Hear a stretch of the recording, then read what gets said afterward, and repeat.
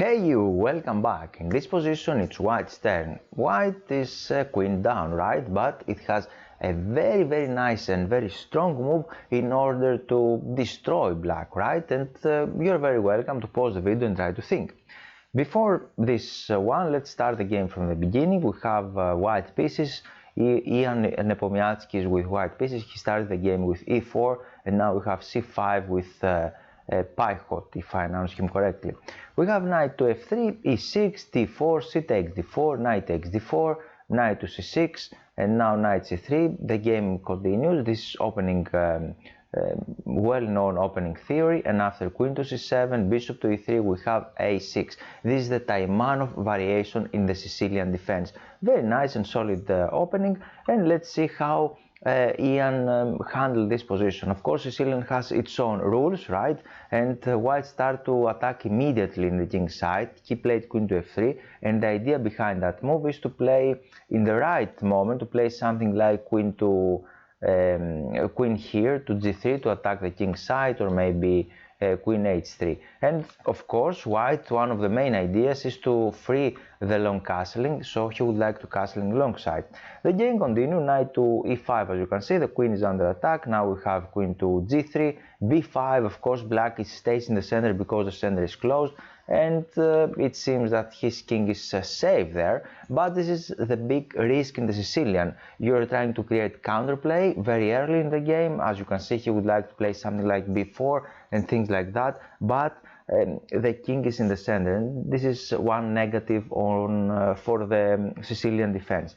Now we have short castling, developing knight f6 and f4. Ian goes straight forward, as you can see, try to gain more space in the center of the board, try to attack the knight and kick it away from this very nice outpost, and we have knight e to g4, knight e to g4, because both knights can go there, right? So we say knight e, the knight that is in e file goes to g4. This one, so bishop d2, try to keep this strong bishop. We have b4 counter-attacking white pieces, and now knight a4. h5, overprotecting that knight, but this is not the only idea, because black now would like to play something like, as you can see, this one, h4, and maybe h3 in the future. So we have bishop here, developing the pieces. We have d5 now, and in general, if black managed to do this move, then it considered that he equalized the game. Now we have e5, try to attack the knight. Knight goes forward, and you can see this is important because now this knight is protected. For that reason, h4 is an important move to overprotect that knight and avoid any tricks. And the queen is under attack, so we have an exchange here. It takes bishop takes on e4, d takes e4, and now h3, kicking away that knight. Go away, I don't like you here, you see. So the knight goes back on h6, and maybe he would like to relocate itself on h5. But unfortunately, it's a little more difficult there, because the knight on d4 is very strong. And in Sicilian defense, this square d4 is a very important square for white pieces.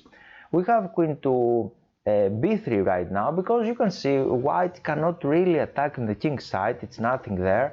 We cannot easily open lines, or we don't have a lot of pieces there, so it's extremely difficult to create any counter, any attacking chances. And for that reason, Nepo goes in the other side of the board, try to do something the queen side, or maybe against the enemy king, because as you can see, this king is still in the center. We don't have any clear way to checkmate the king or to create any concrete threat right now, but as you can see, the king is a king and he is in the center of the board.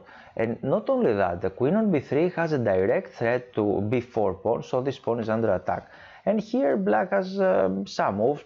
Perhaps he can develop, he played bishop to d7, bishop b7 is another idea, or maybe he can try to protect that pawn. But actually now maybe we can play something tricky like that, g4, because black cannot take twice here. As you can see, the rook on h8 is hanging, and maybe he would like to kick away the knight, and then we will see. So we won some time, and especially if he played something like a5, this square on b5, it's in white's turn, right? Perhaps white can play something like knight to b5, after that he can give a check there, or he would like to kick first of all the knight and after that perform that maneuver, knight b5 and go forward. This is one idea. If he tried to protect the pawn like that, maybe he can do this thing, but again we have g4, or white can start building his center with bishop to e3, then double the rooks, and he's in front of development. He has development advantage. But in any case, black, in order to do something to counter attacking white pieces, he played immediately bishop to d7, and now we have bishop takes, rook to b8, and this was the idea. So black invite white to capture that pawn in order to pin the queen, and as you can see here, white has a lot of problems because this bishop is pinned and the next threat is a5. This was black's idea. But here white came up with a very nice solution. He captures on f8. Amazing move, because he's sacrificing the queen. We have the forcing exchanges, rook takes to b3, bishop d6, intermediate move, very strong move, attacking the queen, saving the bishop, and after queen a4 he captures on b3. So what white give up? He give up his rook and a knight, or yeah, this is the difference. We have a knight and a rook, these two pieces, against the queen, and we have an extra pawn. White has an extra pawn, and not only that, because white is threatening rook h e1, and after that to capture the pawn on e4, right? So he's going to take 2 pawns, and this is white's idea. This is very strong idea. And another positional thing is that this bishop on d6 is a powerful piece, is a masterpiece, because don't allow the black to castling short side, so this rook will stay out of the game. Let's make it wrong, because it's inactive, right? It cannot do anything at all. So now black has a lot of problems. What to do? He just captures the knight here, pawn takes, queen takes, bishop a3, shutting down all the black's initiative in the queen side. Black cannot do anything in the queen side, as you can see, because this bishop is a master here, and black cannot castling short side. So what to do? This knight is out of the game, the rook is out of the game, he has only one queen, but he cannot do anything at all. So this is a very nice positional idea that Nepo played, and now after king to d7, black took this decision to go direct opposite to the rook. Actually, white don't have any dramatic discover check here, so the knight can jump there, but it's nothing very important. And black's idea is to develop that rook, so it's worth to go there in order to develop the rook. So we have now white continue with his plan, rook e1, try to capture that pawn. This is the idea. Black has to lose some time. Now we have king to c8 finally to find some safety for his king. The king is safe on c8, and now we have rook takes e4. And rook d8, alright, this is the idea, putting a little more pressure here, maybe to try to exchange some pieces. Maybe he would like to play knight f5 now, to exchange some pieces. So we have knight to d3, knight f5, and here it's what black missed. We have 2 moves actually here, not only one. You can pause the video again and try to think what you are going to do with white pieces. And white found an amazing idea. I hope you calculate it. It's after 2 or 3 moves. He captures on e6. This is the best move actually. And if you check the king here on c3, this is also winning. This is also a very nice move, because king has a lot of problems. For example, if he goes there, we have this check, and the rook is attacking the queen, the knight is attacking the king, so we're going to win material.